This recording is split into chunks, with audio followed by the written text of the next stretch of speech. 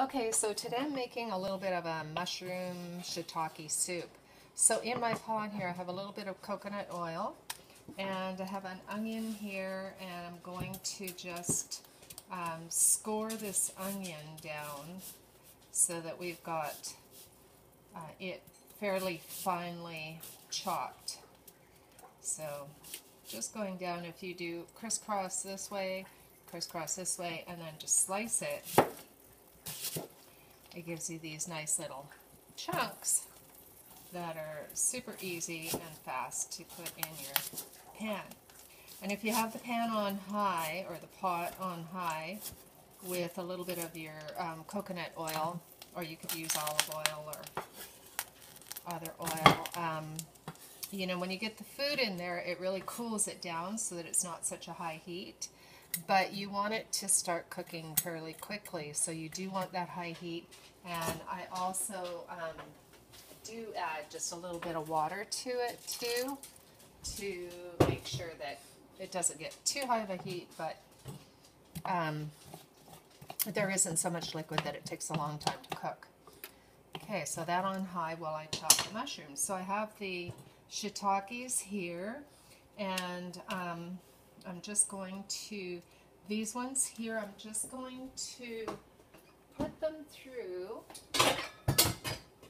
the little, kind of a hot water bath. Okay, so just to give them a good rinse. You don't really want to rinse them. Oh, and here I have some just little criminy mushrooms. So you don't want to rinse them too soon to absorb the water. Give them a good rinse there.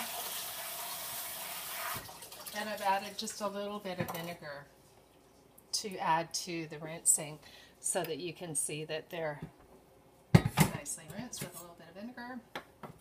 And then just chop them up while your onions are sauteing. So it's kind of, I mean, they shrink up so much anyways. Actually, I don't want to put them in till those onions are transparent, because I think that I want my onions cooked a little bit longer. Okay, I'm going to fish out the shiitakes first, because I want it more shiitake, because they're much healthier than the little criminies.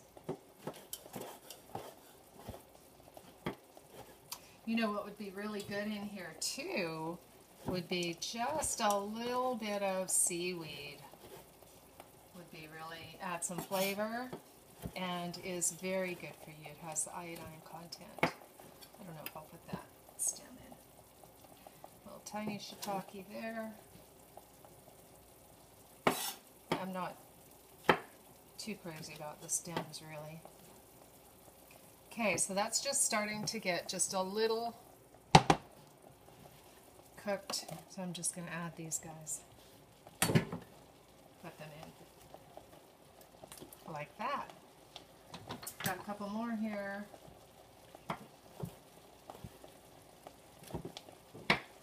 With that high heat, it cooks down pretty fast. The shiitakes also tend to be a little bit chewy. That's another reason I really kind of don't want the stems in there. And I missed a couple, but that's okay. Okay. One more.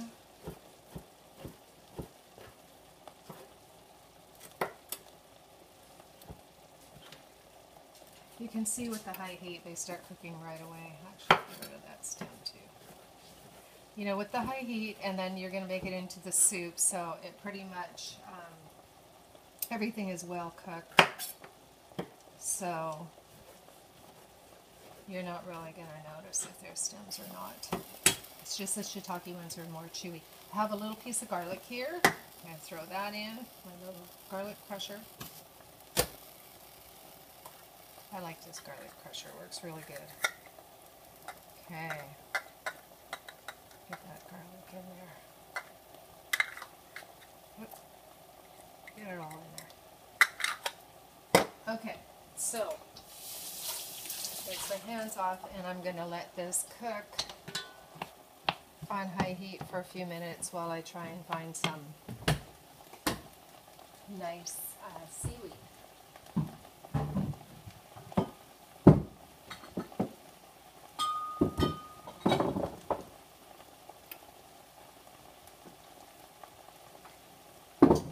The one that I want to use is this one. It has the little fine little seaweed hairs, and you know what, I can't remember what it's called, but they have a really nice mild flavor, and so I'm just going to add a little handful like that, and that adds iodine and nutrition, and it reverses the iodine and the seaweed. Back there. The iodine and the seaweed reverses the effects of radiation and is really good for the thyroid as well. See how that's looking? So that's going to be really nicely sauteed, and then all I'm going to do at the end is add a can of coconut milk. Okay, so the other thing I'd like to add is a little bit of Celtic sea salt. Bring out that flavor. Probably about a teaspoon, and I do like it spicy, so I'm going to add a little bit of black pepper as well as a little bit of cayenne pepper. Okay, so you see that's cooking along really nice, and